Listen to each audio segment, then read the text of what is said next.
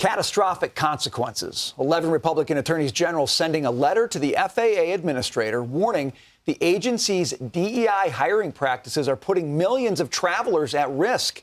Kansas Attorney General Kris Kobach joins us now. Sir, thanks for being with us. I want to know, what DEI practices are you identifying that you think are most concerning?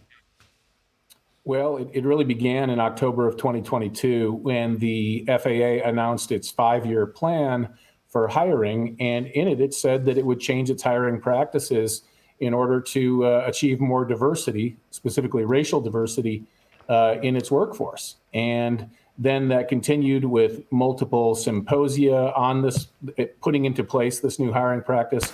And they continue to talk about their new hiring practices. And all of this has happened during the same period last summer, when the United States Supreme Court said that any racial discrimination is unconstitutional when it's done by a government entity. In that case, it was, government subsidized universities, but that's certainly the case with the FAA as well.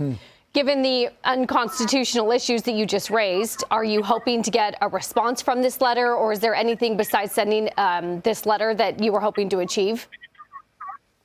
We are hoping to get a response, and we're hoping that the FAA in its response will change its hiring practice, go back to what it did before, and that is hire simply based on skill. I mean, I think it's outrageous that the FAA would not only be doing this, but apparently proud that it's making passenger safety take a back seat to diversity. I think all of us would probably agree that whether it's flying the plane or the FAA air traffic controller guiding the plane into the runway, or for that matter, a doctor performing a complicated surgery, we don't care what race the person is. We just want the most skilled person doing it because lives depend on it.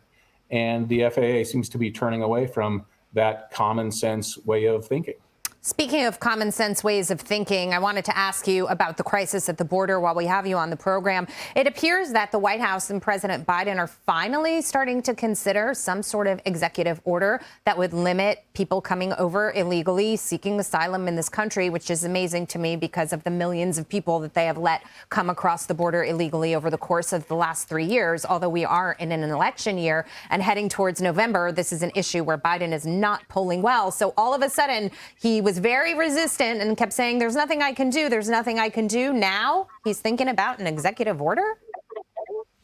The incredibly ironic and outrageous aspect of what the White House is saying now is that it was executive orders written on the very first day Biden took office in January of 2021 that started the border crisis. And we Republican states have been challenging those in court and winning because those orders order ICE agents and order Border Patrol agents to violate federal law, not just to cease to enforce federal law. They order them to violate federal law.